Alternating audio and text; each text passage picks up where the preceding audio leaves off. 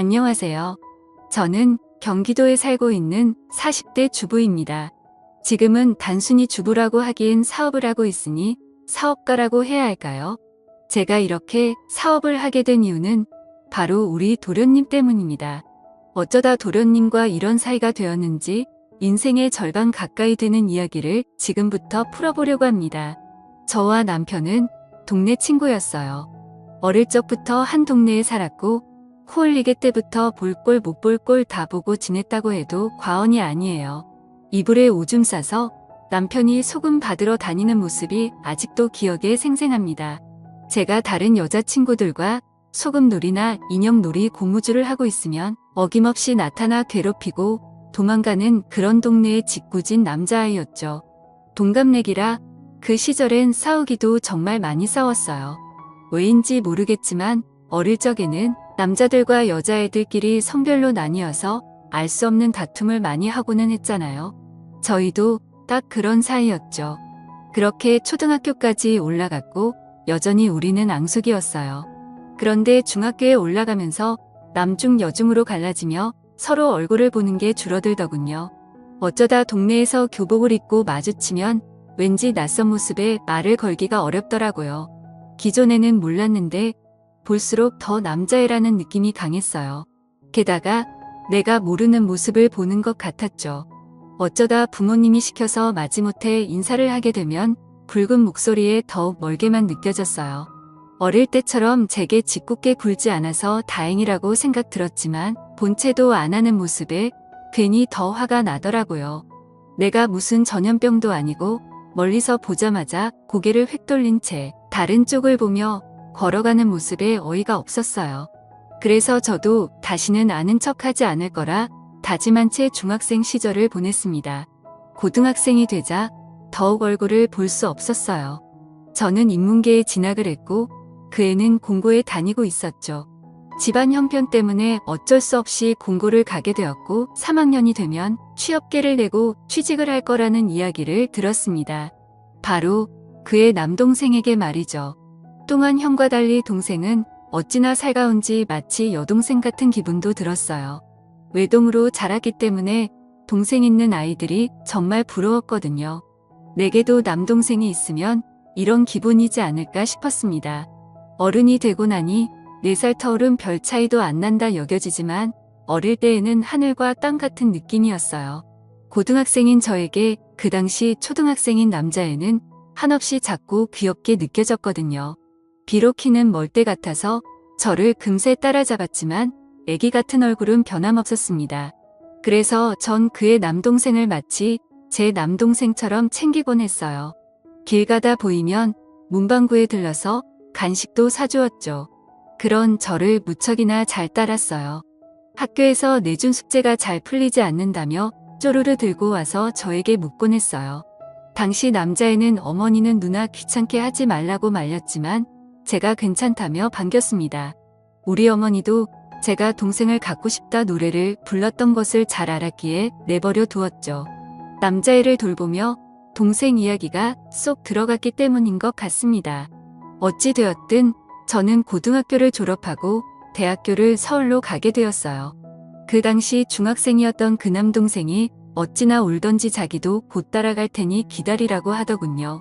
그와 더불어 자기네 형도 서울 근처에 있는 공장에 나가게 되었다고 해서 내심 기대도 되었어요. 잘하면 마주치지 않을까 생각했지만 그건 제 오산이었어요. 생각보다 서울은 정말 큰 도시였고 근교라고 해도 당시 버스를 타고 서너 시간은 좋게 가야 하는 곳이기에 마주칠 리가 없었죠. 저는 그렇게 그 둘을 까맣게 잊고 대학 생활에 매진했습니다. 그러던 어느 날 대학교 4학년 졸업반이 되어서 캠퍼스를 거닐고 있을 때 멀리서 한 남학생이 저를 보고 손을 흔들며 달려오는 것이었어요.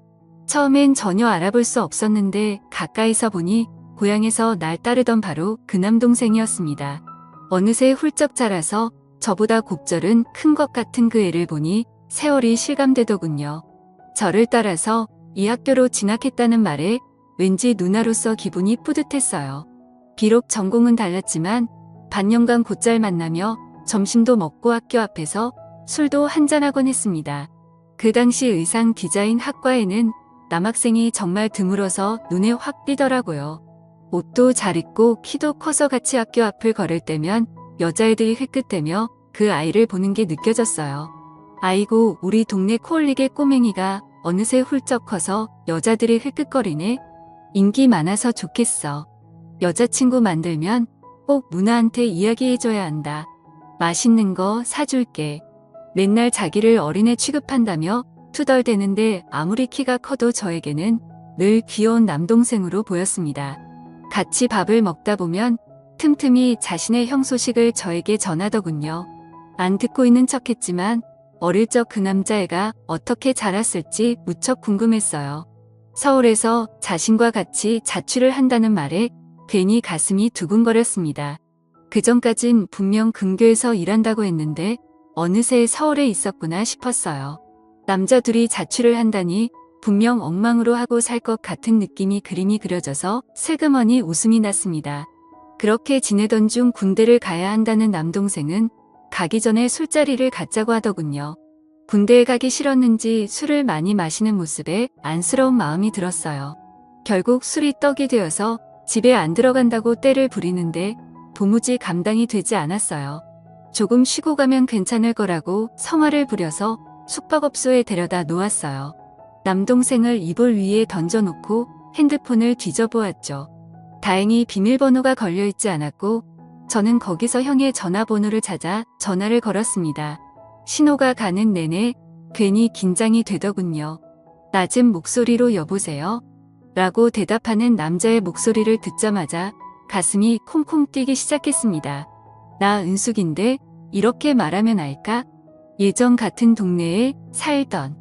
혹시나 내 이름을 기억하지 못할까봐 이것저것 설명을 하려던 찰나 알고 있었다며 나지막한 그의 웃음소리를 들으니 괜히 얼굴이 빨개졌습니다. 너무 동생이 취해서 방에 눕혀놓았다고 이곳 주소를 알려주었어요. 신세 끼쳐서 미안하다며 지금 데리러 오겠다는 말에 깜짝 놀랐습니다. 그가 오는 동안 괜히 화장실에서 얼굴을 매만지고 화장을 고쳤어요. 몇 년 만에 제대로 얼굴을 마주하는 것인데 왜 이리 긴장이 되던지요. 얼마 지나지 않아 도착한 그는 제가 상상하고 있던 옛날 얼굴보다 훨씬 남자답고 멋있어진 것 같았어요. 동생은 곤히 잠든 것 같으니 나가서 자신이 술 한 잔 더 사도 되겠냐고 하더군요. 폐를 끼쳐서 미안하다고 이야기를 하는 그를 보자마자 고생이 싹 사라지는 것 같았습니다. 그렇게 우리는 다시 예전처럼 이야기를 나누게 되었습니다. 예전엔 단순히 경쟁 상대 같은 느낌이었다면 지금은 좀 더 성숙한 어른으로서 친구 사이라고 할 수 있는 것 같았죠. 솔직히 남녀 사이에 친구가 어디 있겠어요? 당시에는 친구라고 생각하며 만났지만 마음속 깊은 곳에는 두근대고 설레는 기분이 가득했어요. 그렇게 우리는 점차 가까워져 갔고 남동생이 군대에 있는 사이 연인으로 발전했습니다. 반도체 공장을 다니는 그와 저는 주말마다 특근하는 대로 데이트를 했어요. 2년간 그와 연애 끝에 우리는 결혼을 약속했어요. 양가 부모님에게 허락을 받으러 갔는데 두 분 모두 진심으로 기뻐해 주셨어요. 안 그래도 어릴 적부터 유달리 티격태격하는 모습에 왠지 연인이 될 것 같았다고 이야기하시더군요. 결혼을 하게 되었다는 소식에 가족 중에서 제일 크게 놀란 사람은 바로 남동생이었어요. 이제는 도련님이라 불러야겠네 라면서 웃으며 인사하는데 갑자기 눈물을 뚝뚝 흘리더군요. 저와 남편은 무척 당황했어요. 왜 우는 거냐고 이해가 가지 않아서 모르니 한참 말을 안 하다가 너무 기뻐서 그런다고 말하더라고요. 아, 뭐냐고 깜짝 놀랐다며 우리는 고맙다고 인사를 했어요. 그렇게 결혼식은 차질 없이 잘 준비되었습니다. 결혼식은 제 생애에서 가장 행복한 날 중에 하나라고 손꼽을 수 있었어요. 결혼식에 맞춰서 휴가를 나온 도련님은 우리를 진심으로 축하해 주었죠. 그 뒤로도 알콩달콩 잘 살던 우리는 하루라도 빨리 아이를 갖고 싶었지만 남들은 다 빨리 찾아온다는데 왜 아직도 삼신할매가 우리에겐 오지 않을까 염려가 되었어요. 조금 더 기다려보다가 안 되면 병원에라도 한번 가보자고 이야기를 나눴답니다. 그 사이에 우리는 여전히 행복했기에 좀 더 신혼을 만끽하기로 결정내었어요. 그러던 중 어느 날 남편이 퇴근 후에 유난히 어지럼증을 많이 호소하더라고요. 요즘 야근과 특근이 잦아서 몸이 고된 것 같다고 말하는 신랑의 얼굴이 유달리 해숙해 보였어요. 자주 코피를 흘리던데 내가 조금 더 먹는 것도 부실하지 않게 든든히 챙겨줄 걸 하면서 후회가 되었습니다. 다음날 출근하는 남편의 얼굴은 더욱 안 좋아 보였어요. 어지럽다는 말과 함께 숨이 가쁜지 식은땀을 흘리며 현관에서 신발장을 부여잡고 웅크리고 있는 남편을 보는데 가슴이 철렁했어요. 새하얀 와이셔츠가 남편의 코피로 붉게 물드는 것을 보는데 세상이 무너지는 기분이었죠. 이대로는 안 되겠다 싶어서 남편의 회사에 전화를 해서 오늘 급히 병원에 가느라 출근을 하지 못한다고 이야기한 뒤 병원으로 향했습니다. 면허는 땄지만 장롱 면허로 운전을 제대로 해본 적 없는 저였는데 그날은 무슨 초인적인 힘이 발휘된 것인지 남편을 차에 태운 채 정신없이 병원으로 달려갔어요. 응급실에 도착했는데 사람은 왜 이리 많은지 난생 처음 와본 곳에 정신이 없었어요. 우리 남편 좀 살려달라고 붙잡고 울며 사정을 했습니다. 차례를 기다리는 데에도 손이 벌벌 떨려왔어요. 어느새 남편은 조금 나아졌는지 울지 말라고 제 옆에서 저를 위로했죠. 가만히 보니 남편의 모습이 예전과 좀 다른데 왜 진작 못 알아보았나 내 자신이 원망스러웠어요. 의사가 이것저것 남편에게 묻더니 좀 더 상세한 진단을 위해서 검사를 몇 가지 해야 한다고 했죠. 그 와중에 병원비를 걱정하는 남편에게 아무 말하지 말고 다 검사받고 가자고 설득했습니다. 며칠간 입원 후 결국 남편의 병명은 급성 백혈병으로 진단받았어요. 그날부터 남편의 투병 생활이 시작되었습니다. 저는 일을 그만두고 간호를 하고 싶었지만 병원비를 어떻게든 마련하기 위해서는 하는 수 없이 회사에 나갈 수밖에 없었어요. 대신 낮에 간호는 도련님에게 부탁을 했습니다. 마침 도련님이 대학교를 졸업 후 프리랜서로 일을 하고 있었기 때문에 가능했어요. 남편은 그 와중에도 제 걱정을 하더라고요. 자기가 없는 집에 여자 혼자 살면 위험하다고 도련님에게 저와 같이 지내달라고 부탁했어요. 처음엔 조금 불편하게 느껴졌지만 정신없이 살다 보니 그런 것도 느낄 여유는 없었어요. 낮에는 돈을 벌고 밤에는 병원에서 행여나 남편에게 무슨 일이 있을까봐 족잠을 자며 지내게 되었죠. 옷을 갈아입으러 집에 들어가면 그나마 도련님이 있어서 빨래와 청소 설거지 등이 되어 있어 다행이라고 생각 들었습니다. 만약 도련님마저 옆에 없었다면 저 혼자 지쳐서 무너졌을지도 모르겠더군요. 그러던 중 어느 날 갈아입을 옷을 챙기러 저녁에 잠시 집에 들었는데 도련님의 이상한 행동을 목격하고 말았어요. 분명 도련님이 들고 있는 것은 아무리 눈을 비비고 다시 봐도 제가 전날 입고 빨래통에 넣어둔 레일이었어요. 마치 소중한 보물을 다루듯 개숨실에 눈을 뜬 채 쳐다보며 이곳저곳 살피고 쓰다듬고 얼굴에 대보기까지 하더군요. 너무 놀라서 뭐 하는 거냐고 소리를 지르며 뺏었습니다. 도련님은 당황해하며 그게 아니고 연구를 하는 중이었다고 하더군요. 대체 뭘 연구하냐며 어처구니 없어서 화도 나지 않았습니다. 한바탕 따지고 들고 싶었지만 남편을 간호할 기운도 부족한 데라서 나중에 이야기를 하자고 말한 뒤 집 밖으로 나왔습니다. 병원을 향하며 당분간 빨래통에 함부로 옷도 못 내놓겠다고 생각 들었죠. 이후 저는 극진히 남편의 치료를 위해서 부단히도 노력했지만 결국 3달 만에 남편은 우리 곁을 떠났습니다. 항암 치료 중에도 웃음을 잃지 않는 남편은 폐혈증 증세로 중환자실로 이동하게 되었어요. 무균실 입원으로 면회도 제대로 잘하지 못했는데 그렇게 발병한 지 채 100일도 되지 않아서 허망하게 세상을 떠났어요.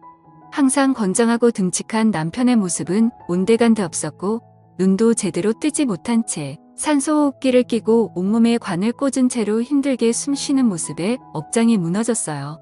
균을 잡을 수 없어서 온몸의 장기가 다 망가지고 더 이상 치료가 어렵다는 이야기만 듣다가 몇 번의 심정지로 인공호흡기를 끼고 투병 끝에 결국 하늘나라로 떠나고 말았습니다. 저는 지금도 믿기지 않아요.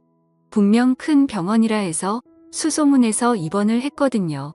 처음 입원 당시에는 초기 증상이라서 한 달간 입원해서 치료받으면 퇴원이 가능할 거라고 해서 희망적으로 살았는데 갑자기 100일도 채 되지 않는 시간 동안 치료만 받다가 고통스럽게 가게 되었어요. 차라리 중간에 남편이 꺼내달라 할 때 집으로 데려올 걸 이라는 생각으로 하루하루 절망만 가득한 채 간신히 숨을 쉬며 살게 되었습니다. 장례식 때에도 몇 번이나 혼절을 했는지 몰라요. 그렇게 집에 들어오게 되었는데 남편과 닮은 도련님의 모습에 더욱 마음이 아프고 힘들었어요.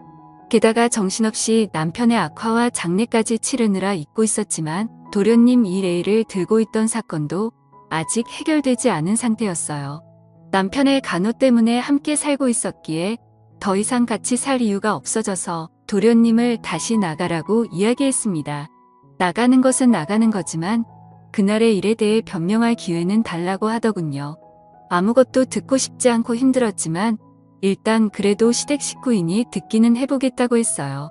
도련님은 갑자기 자신의 방으로 향하더니 웬 스케치북 한 더미 들고 나오더라고요.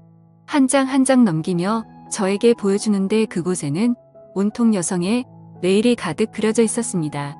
대체 이게 무슨 해괴망측한 거냐고 화를 냈어요. 그러자 제 레일을 만진 건 잘못했지만 억울하다고 하는 것입니다. 자신의 대학 시절 전공을 잘 기억해 보라고 하더군요.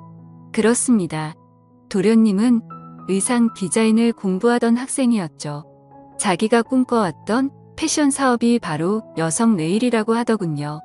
항상 불편하고 꽉 끼며 촉감은 부드럽지만 땀 흡수도 잘 되지 않는 패션 레일을 입는 여성들을 보면서 기발한 사업 아이템을 생각했다고 하는 것입니다. 말은 그럴싸했지만 그게 결코 제 레일을 빨래통에서 꺼내 든 것을 정당화할 수는 없잖아요. 그건 그거고 이건 이거라며 더 이상 같이 살고 싶지 않고 앞으로 얼굴 보고 싶지 않다고 했습니다. 그 말에 도련님은 기가 죽은 채 알겠다고 다시 묵묵히 짐을 쌌어요. 그 모습에 흔들리지 말았어야 했는데 저는 어린 시절에 착하고 작은 남동생이었던 도련님이 생각나서 마음이 약해졌습니다. 그날 혼자 식탁에 앉아 소주를 컵에 따라 마시며 생각했어요. 남편의 사망보험금이 들어왔는데 이걸 허투루 생활비에 쓰고 싶지 않았어요. 무언가 보람 있는데 사용도 하면서 시댁에 도움을 주고 싶다고 생각이 들었죠. 그래서 도련님의 방을 녹화했습니다. 뜬 눈으로 밤을 보내고 있는지 바로 제 부름에 나오더군요. 한 잔 같이 할 거냐 물으니 냉큼 식탁의 자리에 앉는 모습이었죠. 얼마나 진지하게 그 사업에 대해 생각하고 있냐고 물으니 아까 낮에 스케치북을 보고도 그런 소리를 하냐고 오히려 되묻더군요.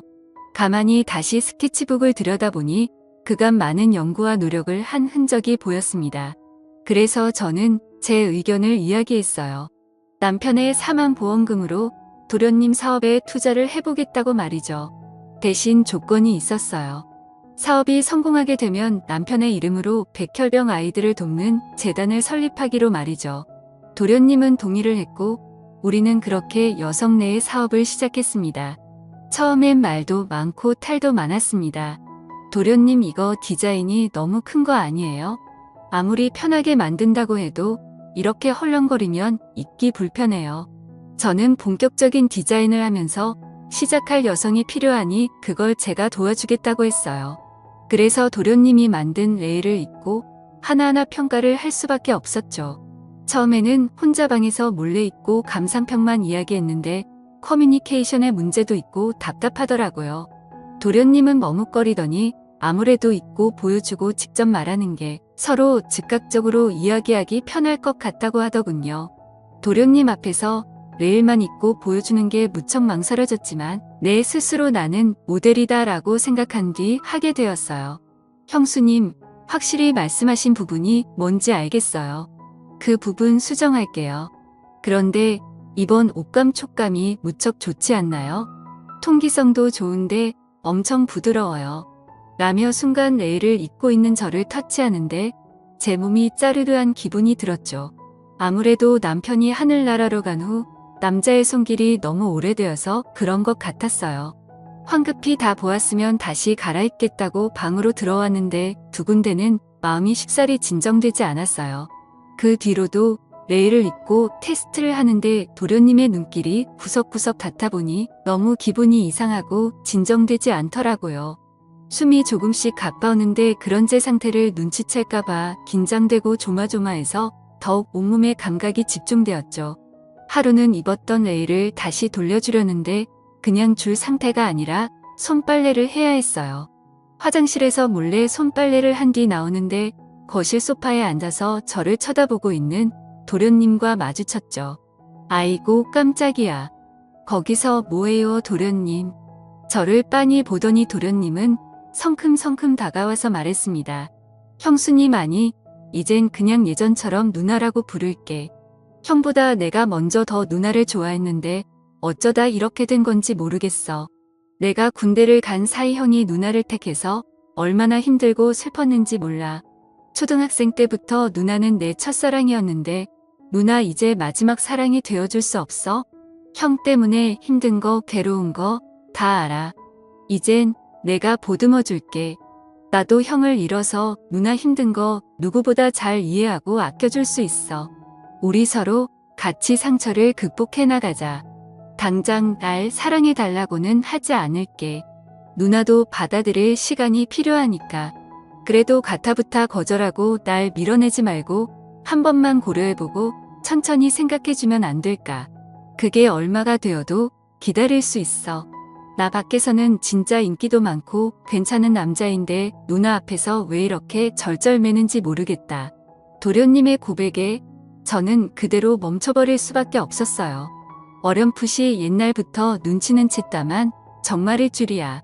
너무도 애원해서 저도 차마 밀어낼 수 없고 고려해보겠다고 했어요.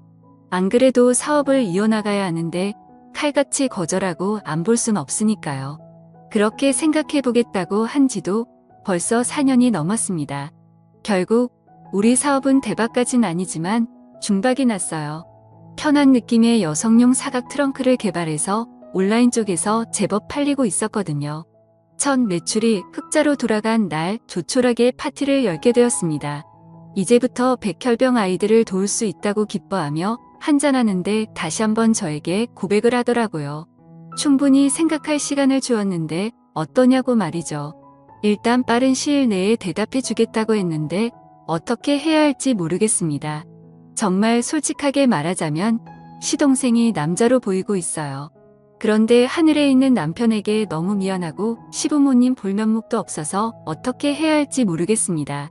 그래도 사업을 접고 사업만 같이 해야 하는 게 맞겠죠.